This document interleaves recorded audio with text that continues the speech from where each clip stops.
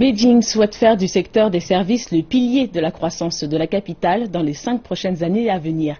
Comment Beijing s'y prendra? Détail dans ce reportage.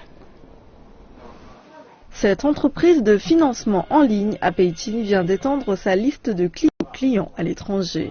L'entreprise utilise le secteur pour ouvrir le marché des services dans la capitale chinoise. Dans ce cas, les entreprises de e-commerce qui ne sont pas enregistrées en Chine peuvent simplement recruter des entreprises de financement en ligne franchisées à Beijing pour les opérations en RMB et en devises étrangères.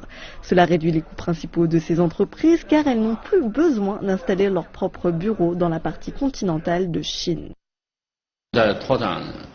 C'est vital pour le développement de nos nouvelles activités. Nous avons 10 milliards de yuans de revenus d'opérations transfrontalières. Cela fait 1 an que Beijing a annoncé son changement de stratégie d'un modèle économique basé sur le service. La ville connue pour sa densité démographique et sa pollution souhaite obtenir 80% de sa production économique grâce aux services d'ici à 2020, afin de rendre la capitale chinoise plus vivable et plus durable. Le gouvernement de Beijing passe d'un contrôle de marché à une variété de secteurs, dont celui de la technologie, des services financiers, du tourisme et de la santé.